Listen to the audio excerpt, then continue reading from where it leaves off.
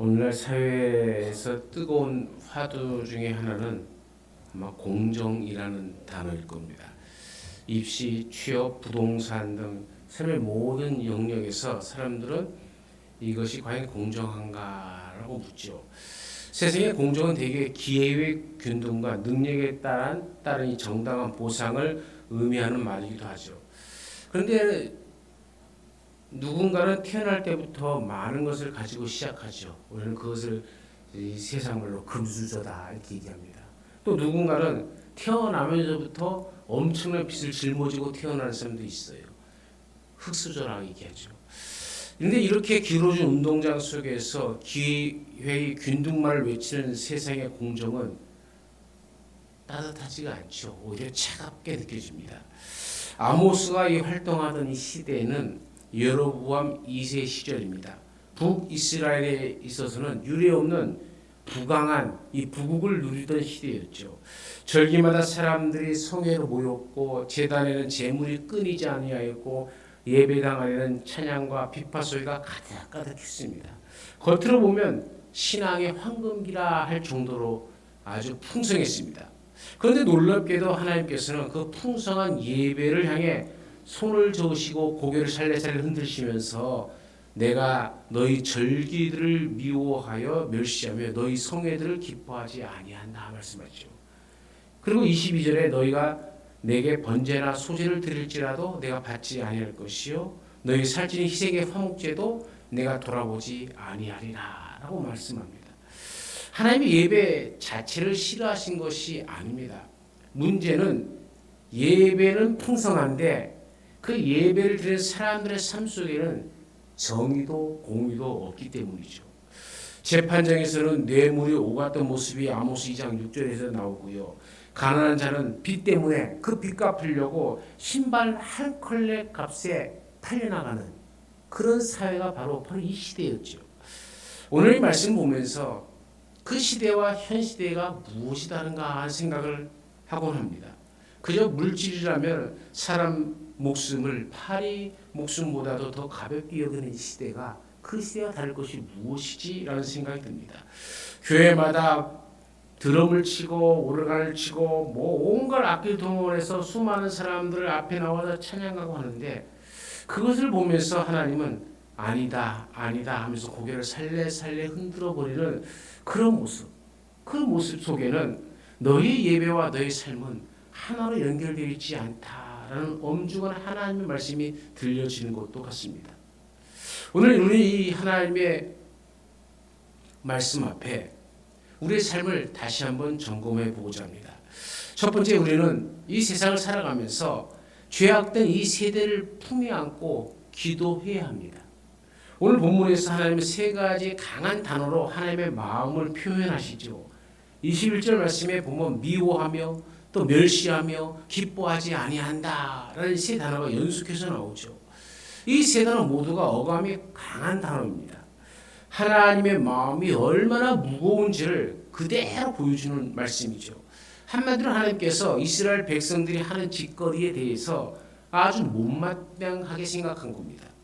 구체적으로 보면 그 첫 번째가 하나님은 의로운 자를 핍박하는 것을 미워한다고 말씀하셨잖아요.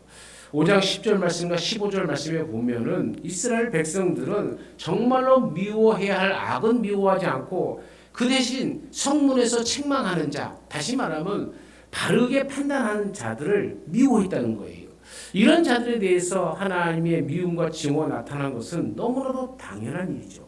바르게 가는 사람들, 신앙생활 바르게 하는 사람들, 이것이 옳고 그름을 명확하게 따져서 옳은 길을 따라가는 사람들을 향해서 너만 그렇게 살면 되냐 하고 오히려 비아냥거리고 그 사람들을 멸시하는 것.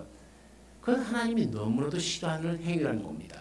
두 번째는 사람들에게 겁박을 주는 자를 싫어합니다. 그 단어가 멸시한다는 단어입니다.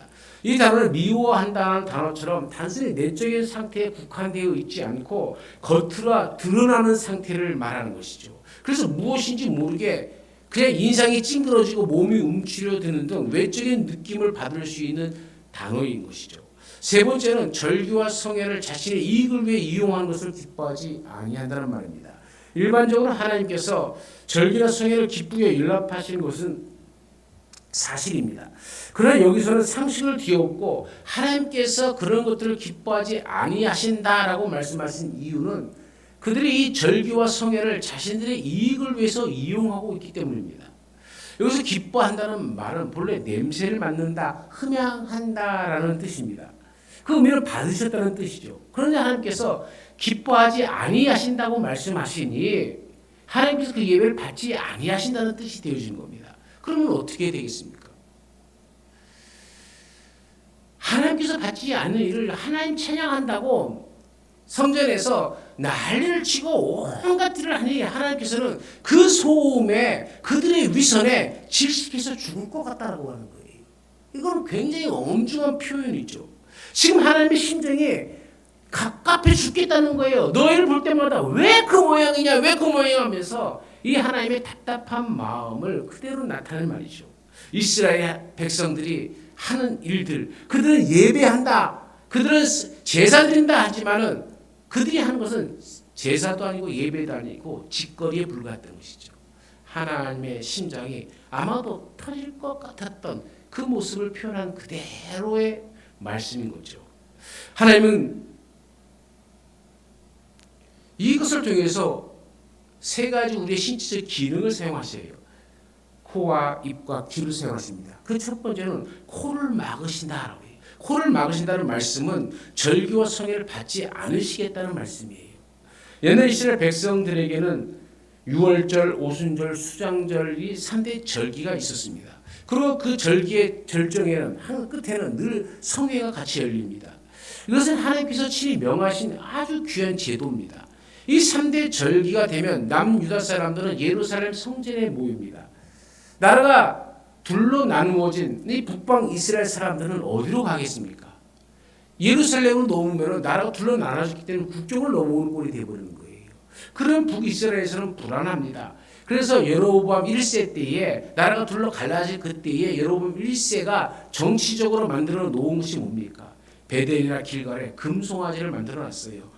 그리고 거기에다가 거기서 예배해도 된다 하면서 금송아지 앞에서 예배를 드렸던 겁니다. 또는 여기서 가지 못하는 사람은 남방에 있는 브엘세백까지 가서 이 순례의 길을 여행했어. 브엘세백 어디입니까? 아브라함과 이삭이 살던 고향 아닙니까? 그러니까 순례, 요즘 말하면 성지 순례라 이렇게 얘기하는 거예요. 그래서 오늘 말씀에 보면 너희 절기를 미워하며 멸시한다는 이 말씀은 절기 그 자체라기보다는 절기를 맞이해서 하나님의 정하신, 하나님의 말씀하신 장소가 아닌 자기들이 신을 섬기기 위해서 자기들의 기분에 따라 자기들의 편리에 따라 만들어 놓은 그리고 자기들의 뜻에 따라 순례길을 만들어 놓고 우르르 몰려다니는 그 모습이 하나님 보시기에 꼴보기 싫다는 거예요. 여기서 아모스가 질책하고 있는 것은 보세요. 말씀을 보십시오. 너희 절기와 너희 성회라고 합니다. 문제는 절기나 성회 그 자체가 아니라 그 절기를 형식만 갖추고 하나님의 이름만 불렀지 하나님과 상관없는 장소에서 스스로의 만족에 매우 만족해하는 사람들이 껍데기뿐인 그 의식과 그 마음이 문제라는 겁니다. 저는 신앙생활하면서 가끔 그런 얘기를 들어요. 천주교에도 예수를 부르고 하나님을 부르는데 저들에게 구원이 있습니까? 없습니까? 라는 질문입니다. 예수 믿으면 구원 얻는다면서요. 저들도 예수 믿는다고 하는데요. 이러면 어때요? 어떤 마음이 듭니까? 기분 좋게 그래 구원이 있다라고 얘기할 수 있겠습니까? 아니면 없다라고 얘기할 수 있겠습니까? 여기 이 아모스의 본문을 통해 보면 명확하게 드러납니다. 껍데기 뿌린 신앙, 말로만 하나님 야훼 야훼 부른다고 또는 예수님 부른다고 구원 받을 수 있겠냐는 거예요. 지금 그걸 이야기하고 있는 겁니다. 그러면서 자기 좋은 대로 자기 뜻대로 자기 마음대로 사는 것이 하나님이 기뻐하는 삶이 되겠냐는 것이죠. 이 너희라는 이 말씀은 하나님의 중심이 된 절기가 아니고 하나님의 뜻이 중심이 아니고 하나님의 말씀이 중심이 아니고 인간의 생각, 인간의 중심에 된 절기를 말하는 겁니다. 하나님의 뜻이 아니고 인간의 편리와 즐거움으로 하나님의 거룩함을 덮어버린 그래서 하나님은 부르지만은 하나님이 임재하지 않는 하나님과 아무 상관없는 절기를 드린다는 거예요. 마치 하나님께서 아벨의 제물은 기쁘게 받으시고 가인의 제물은 받지 않으시는 것처럼 너희가 드리는 이 껍데기뿐인 가인의 제물 같은 거는 이 자기 중심적인 신앙은 하나님께서 연락하지도 아니하시고 미워하신다는 겁니다. 두 번째로는 눈입니다. 눈을 감으신 하나님이라는 말은 제사를 받지 아니하신다는 말씀입니다. 22절에는 번제, 소제, 화목제 세 가지 이 제사가 나오죠. 그리고 제물이 등장합니다. 문제는 번제는 어떤 제물입니까? 번제는 몽땅 다 태우는 겁니다. 남김없이 몽땅 다 태우는 것이 번제의 특징이죠. 이것은 하나님께 온전히 헌신을 한다라는 의미를 내포합니다. 두 번째는 소제이죠. 소제는 여러분 이 소제라고 할 때 이 소자가 무슨 소자입니까?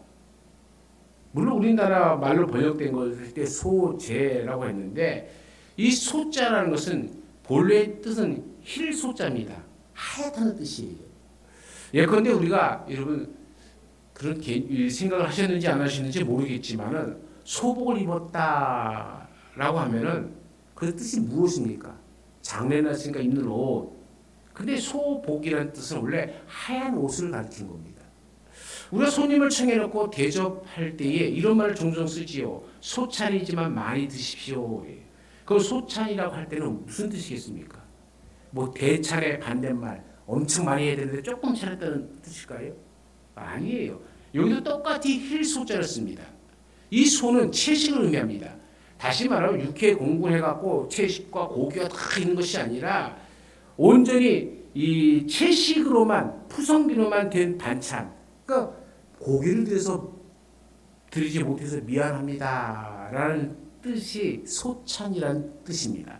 그러니까 소제라는 말이 무엇이겠습니까? 한마디로 고기가 없는 제사입니다. 피가 없는 제사라는 뜻이에요. 곡물 또는 농산물로 드리는 제사를 소제라고 하죠. 그럼 소제는 어떻게 드립니까? 소제는 단 위에 불살라서 하나님께서 향기로운 냄새가 나게 드리도록 되어 있죠. 화제, 즉 불에 태워서 드리는 제. 그러니까 번제처럼 이 소제도 몽땅 다 태워 드리는 제사입니다.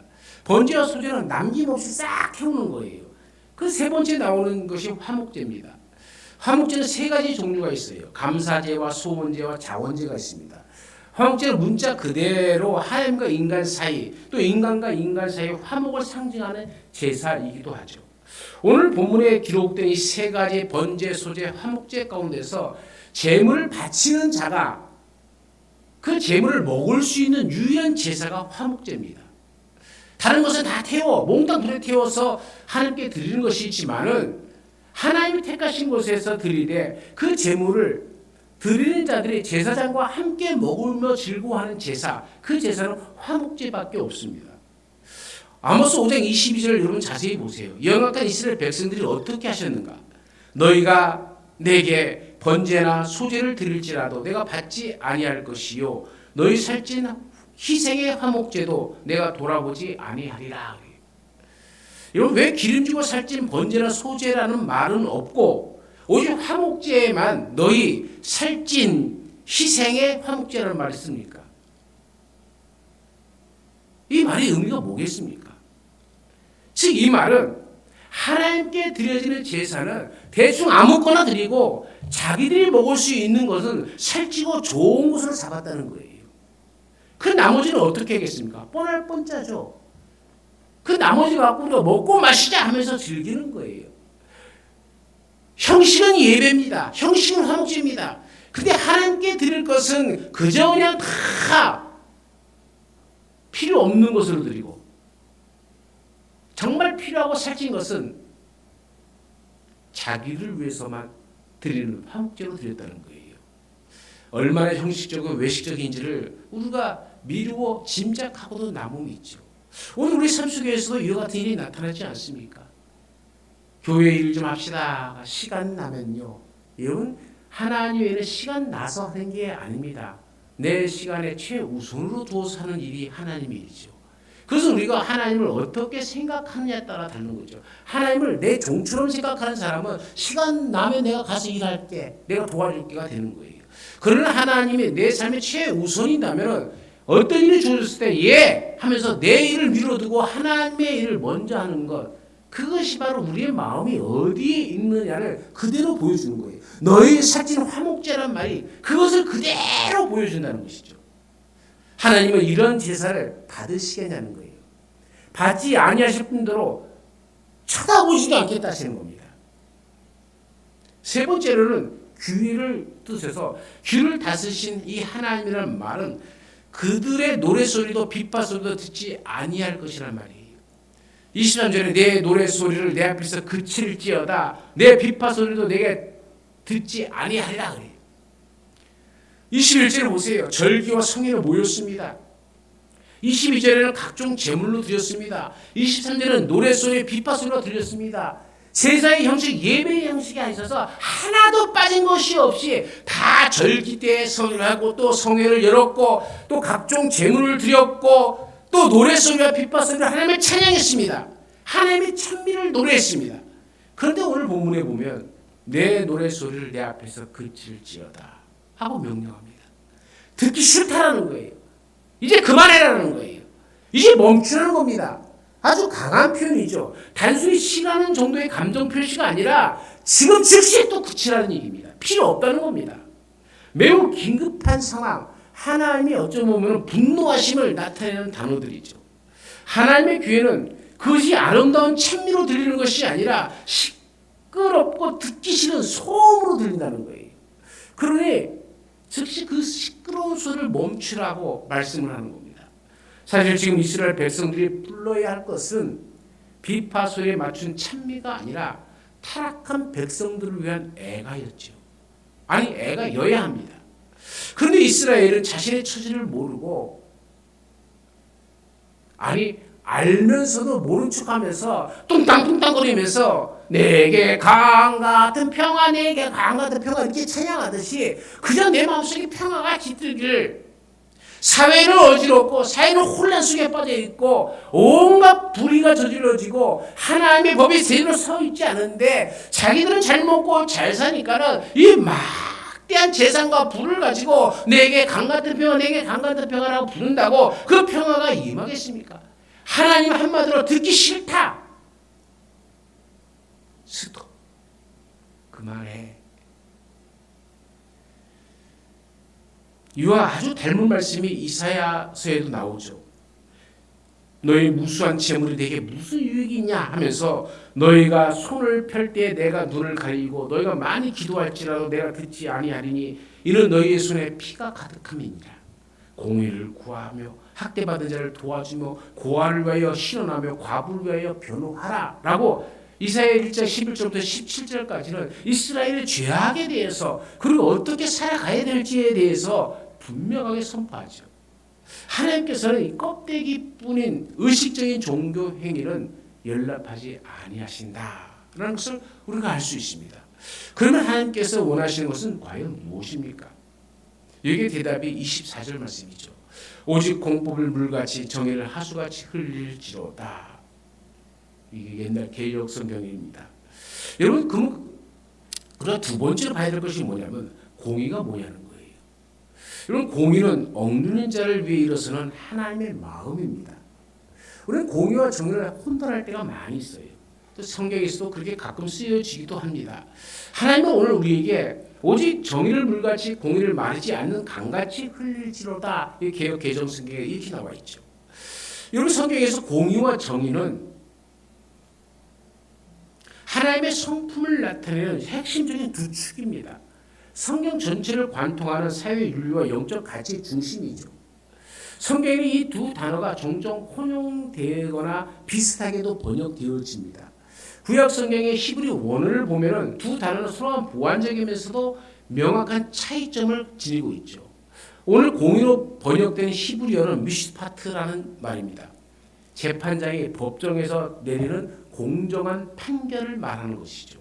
가장 기본적으로 재판에서 억울한 사람이 없도록 뇌물을 받지 않고 겉모습이나 신분에 따라 차별하지 않고 법과 공평함에 따라 올바른 판결을 내리는 것, 그것을 공의라고 얘기합니다.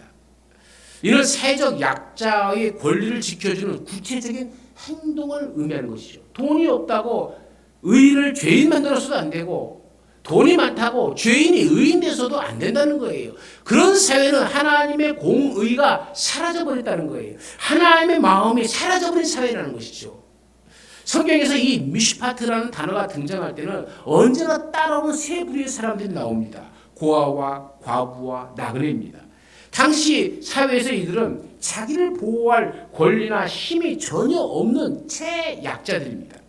따라서 성경적 공의는 이런 약자의 권리를 빼앗지 않고 그들의 억울함을 풀어주고 적극적으로 그들의 삶을 보호해주는 행위를 뜻하는 것이죠. 출애굽기 22장 22절부터 23절에서도 하나님이 이렇게 말씀하십니다. 너희는 과부나 고아를 해롭게 하지 말라. 그들이 만일 내게 부르짖으면 내가 반드시 그 부르짖음을 들으리라. 신명기 10장 18절 말씀에도 그는 고아와 과부를 위하여 정의를 행하시며 나그네를 사랑하여 그에게 떡과 옷을 주신다라고 말합니다. 하나님은 스스로 고아와 과부나 나그네의 재판장이 되어 주신다라는 말씀이죠. 그리고 이 정신은 신약에서 예수를 통해 그대로 이어집니다. 예수님은 11절을 철저히 계산까지 하면서도 정작 율법에 더 중한 바 곧 정의와 긍휼과 믿음을 버린 바리새인들을 꾸짖었습니다. 그게 바로 마태복음 23장에 나오는 이야기들입니다. 또 나사렛 회당에서 이사야의 말씀을 펴서 우리 주님께서 선포한 것이 뭡니까? 가난한 자에게는 복음을, 포로된 자에게는 자유를, 눈먼 자에게는 다시 보게 함을, 눌린 자를 자유롭게 하는 것이 예수님이 이 땅에 오신 이유라고, 목적이라고 선포하셨죠. 예수님의 사역 자체가 바로 이 미슈파트, 곧 공의의 성취였습니다. 초대 교회의 위대한 신학자 어거스틴은 하나님의 도성이라는 책을 썼는데 그 책에서 이렇게 말합니다. 공의가 없다면 나라란 또 국가란 큰 강도 때와 다를 것이 무엇인가? 한 나라에 공의가 바른 재판이 약한 자를 돌보는 것이 없다면은 산적대나 도적대와 무엇이 다르겠냐는 거예요. 아무리 크고 화려한 나라라도 그 안에 공의가 없다면 결국 힘 있는 자가 약한 자의 것을 빼앗는 조직적인 강도때에 불과한 거 아닙니까? 얼마 전까지만 해도 미국이라는 나라는 세계의 보안관이라는 아주 그럴듯한 이름을 붙였죠. 그런데 대통령 한 명이 잘못 세우니까 요즘은 보안관이 아니라 강도때라고 얘기합니다. 공의가 사라져버렸기 때문입니다. 아모스 시대의 이스라엘 사람들은 하나님의 공의를 인진, 곧 독이 있어 사람을 죽이는 쓴쑥으로 변하게 했습니다.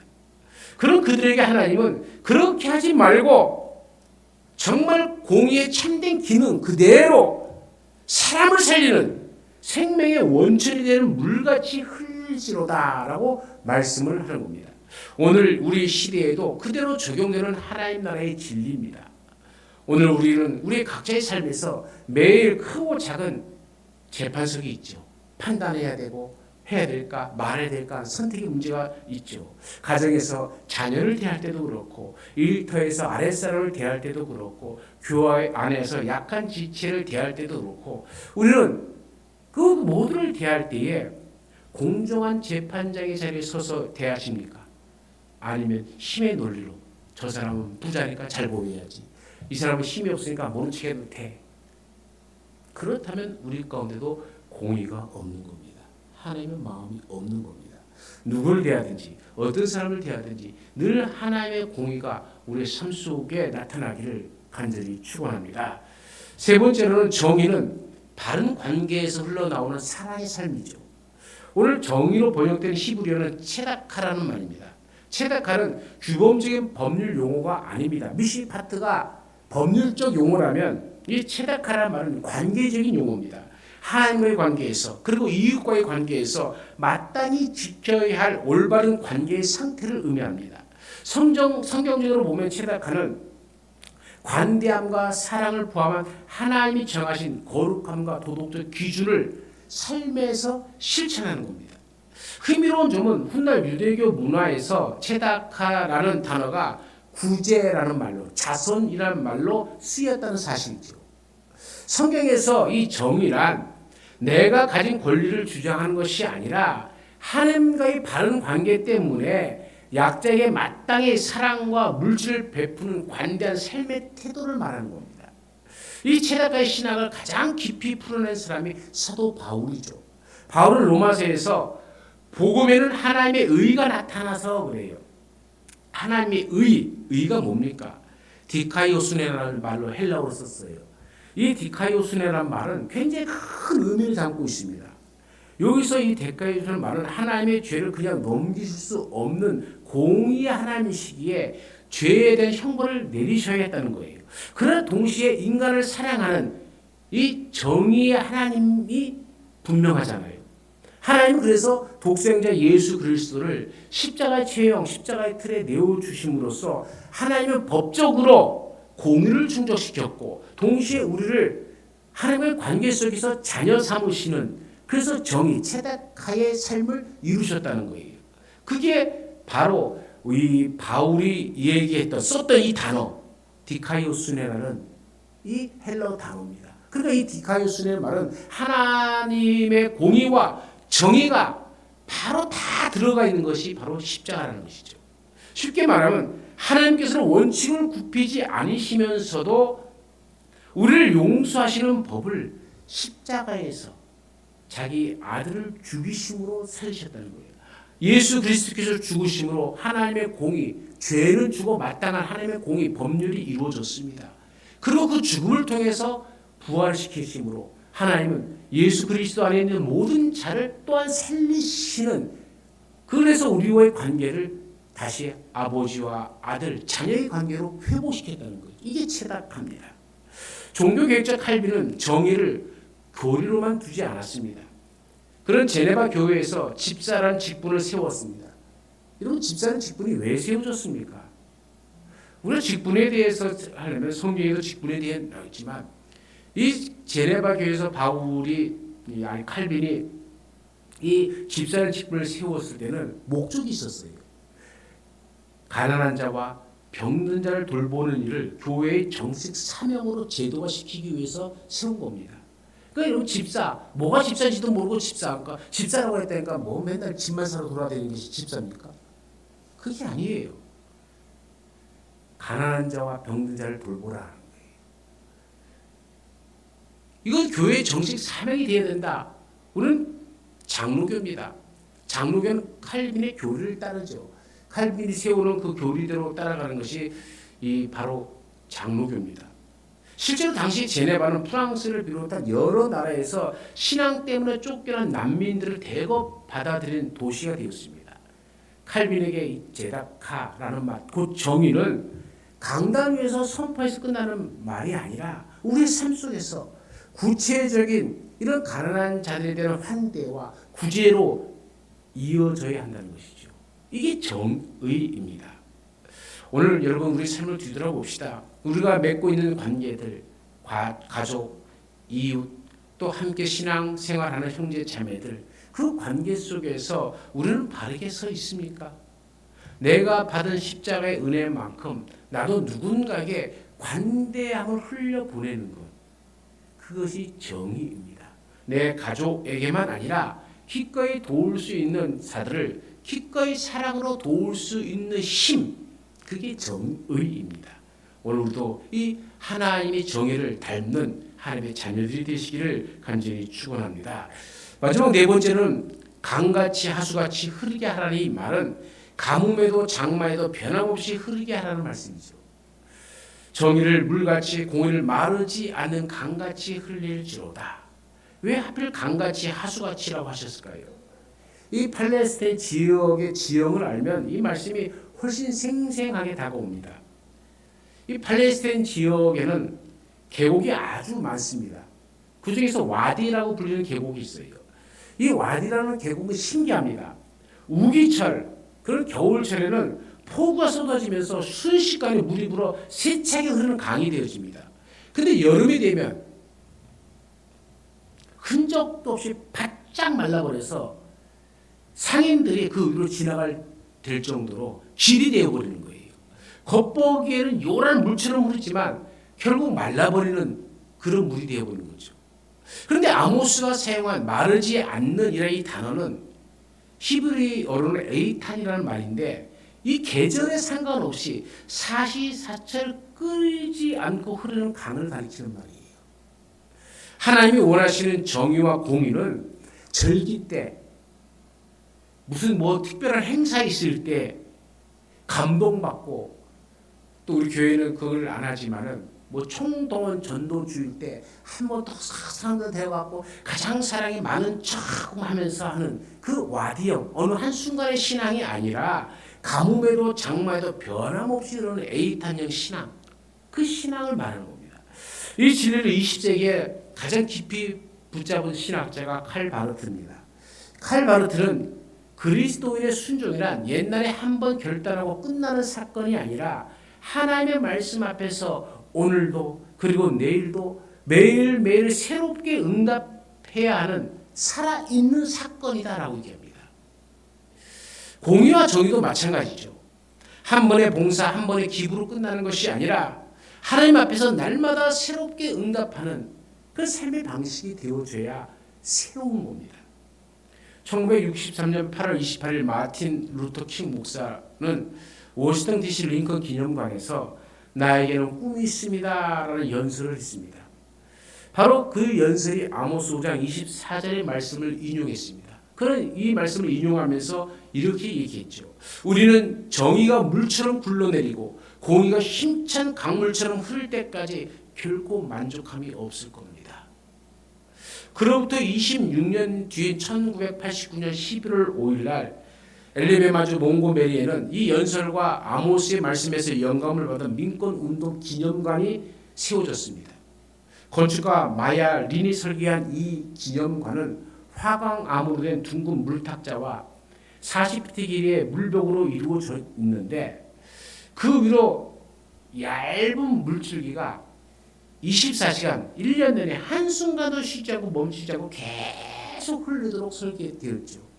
설계자는 이 물이 상징하는 것이 바로 이 아모스에 나오는 말씀, 에이탄, 결코 그치지 않는 정의와 공의에 대한 갈망이다라고 이야기했습니다. 성도 여러분, 우리의 신앙도 감동받는 어떤 그 순간만 반짝거리다가 말라버리는 와디가 아니라 사계절 내내 끊이지 않게 흐르는 이 에이탄 같은 삶을 살아야 합니다. 예수님부터 시작해서 사도 바울, 어거스틴, 칼빈 그리고 칼바티에 이르기까지 교회의 역사는 한 목소리로 증언합니다. 하나님을 향한 참된 예배는 반드시 이웃을 향한 공의와 정의의 삶으로 흘러가야 한다고. 아모스 시대의 이스라엘처럼 우리도 이 시대에 예배는 풍성한데 우리의 삶에는 하나님이 찾으시는 공의와 정의가 메말라 버리지는 않았습니까?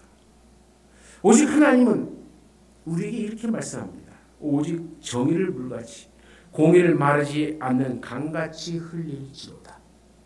이 말씀이 오늘 이 한 주간 우리의 삶의 방향이 되어지고 목표가 되어져서 하나님의 정의와 공의가 우리의 삶을 통해서 끊이지 않는 에이탄처럼 끊이지 않는 강물이 되어서 하수가 되어서 우리 교회를 적시고 여러분 가정을 적시고 우리 이웃들에게 삶과 생명과 희망을 주는 우리의 삶이 되어지시기를 간절히 축원합니다.